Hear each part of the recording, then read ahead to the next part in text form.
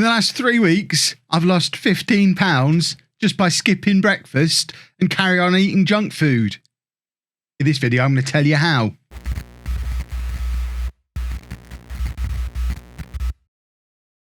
Hello folks, and welcome to another video in my Fit by 40 challenge series. I'm Kev and I want to lose 150 pounds before my 40th birthday, and as of this video I'm 10% towards that goal. If that sounds like something you're interested in following along with, make sure you hit the subscribe button, turn your notifications on, and of course give us a thumbs up on the video to celebrate a 15-pound weight loss in January. I think that would be pretty cool. So before we get into the nitty-gritty of how I've lost that weight, I'll just, as ever, start things off by giving you an up-to-date current score. It's not the halftime score, it's the 10% in score.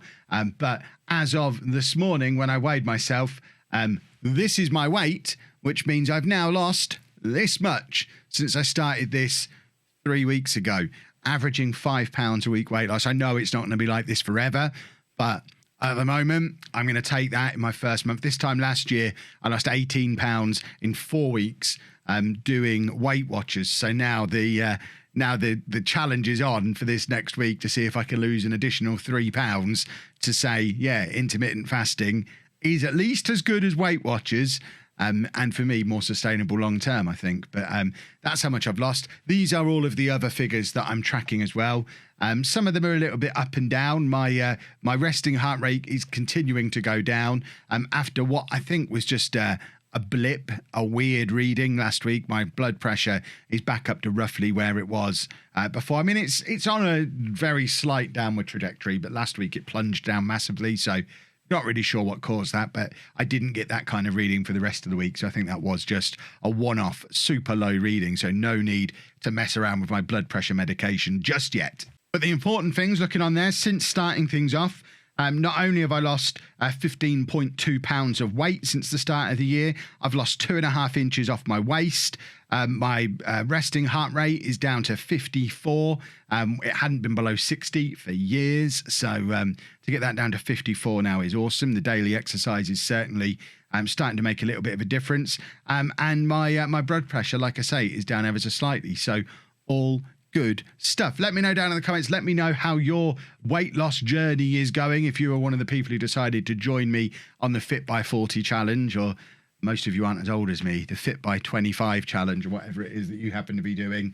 I like the idea of the comments section just turning into a big old support group where we all share our weigh-ins, let everybody know how we're getting on and celebrate each other's success, and no doubt be there to pick each other up when it goes wrong, because at some point it's going to go wrong, but it hasn't gone wrong yet, and that's awesome. So how have I done it? I've mentioned, I've probably clickbaited this video to the hilt, and I have mentioned in some of the other videos roughly what I'm doing, but I thought I'd just break it down into a little bit more detail and explain why I think it's working, because I know when I said at the start this is what I was going to do, there were a number of people saying that's a bad idea, this is why, but I still think it's a good idea for me now. So what I'm doing, I'm effectively doing two things. I'm intermittent fasting. I'm doing a 16-8 intermittent fast. So I'm only eating between 12 p.m. lunchtime and 8 p.m. in the evenings.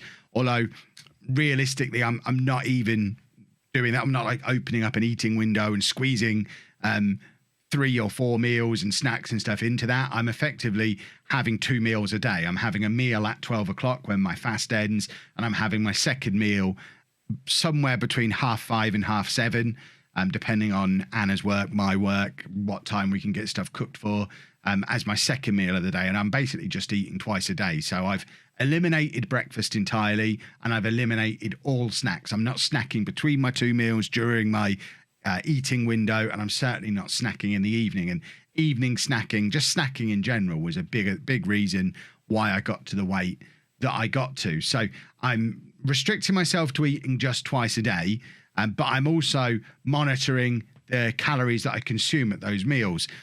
Not even necessarily putting an upper limit on it, more making sure that I'm eating enough at each of those meals, because it's very easy when dieting, and I maintain I'm not dieting, I'm just trying to be healthier and lose weight. It's easy when dieting to eat too little and lead to me getting hungry. So because I'm only eating twice a day, if I was to get a low-fat diet cookbook, a Weight Watchers cookbook, a Slimming World cookbook, whatever it might be, and pick a recipe out of there, a lot of those meals are only 400 or 500 calories each.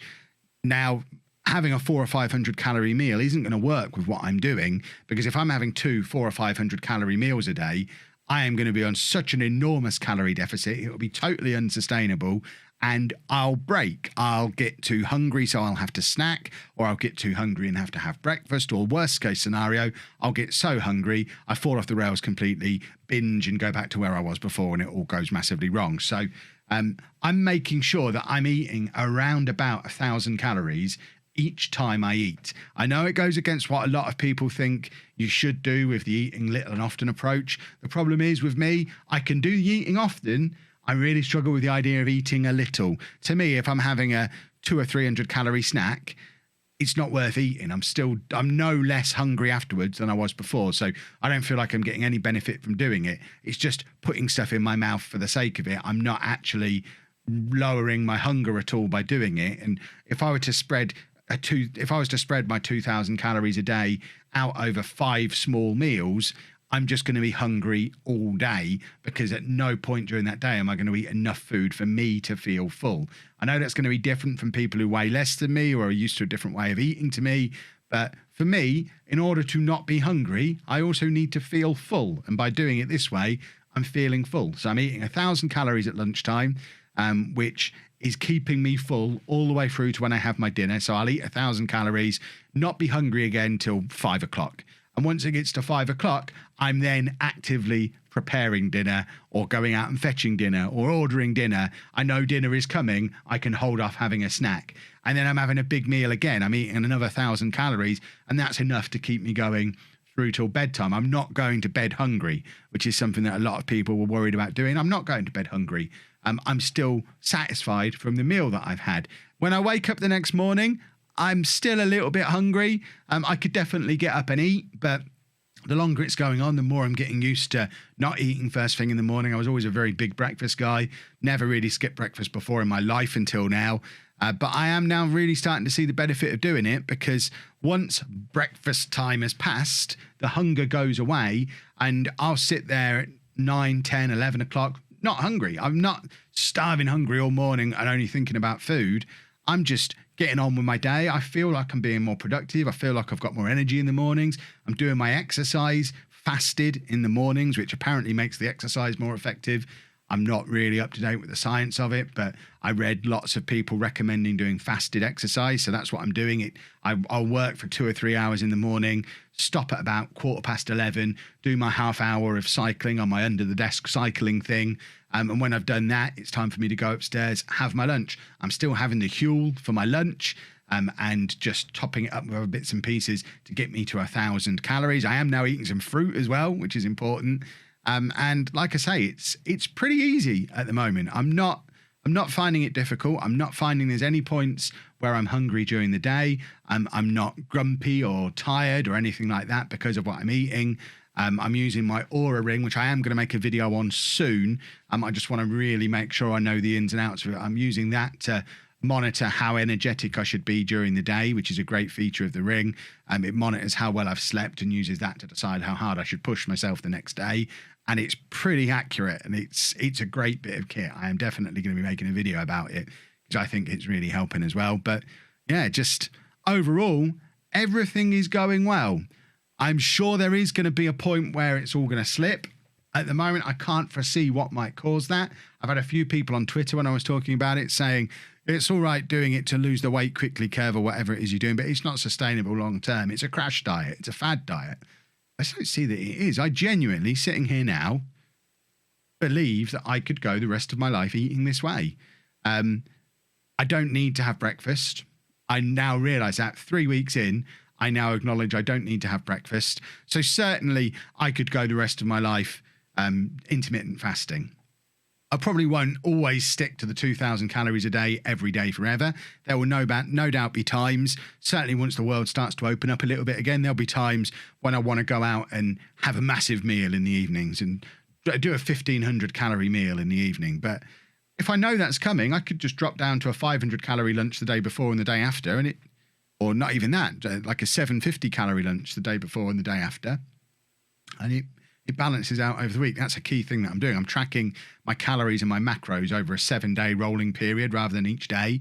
So if I eat a little bit too much or a little bit too little one day, I just make up for it over the next few days. So I'm averaging over the course of the week about 2,000 calories, about 50% carbs, about 30% fat, and about 20% protein. I know I need to get a little bit more fruit and veg into that. I know I need to eat a little bit less in the way of processed foods. But at the moment, one of the things that's making it so easy is I'm losing the weight. And over the course of the 3 weeks, I've had McDonald's, I've had pizza, we had a Chinese, we had a curry. I think that's it.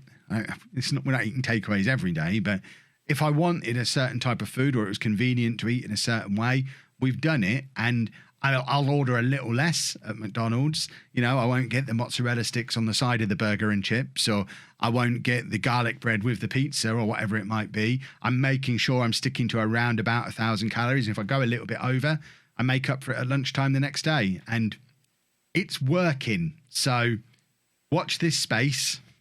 He's wasting away, boys and girls. He's actually wasting away. That's it for this week. I said sometimes these would just be little check-ins on how we were doing. Unfortunately, other videos wise on the channel, we are still in lockdown. There isn't very much to make videos about.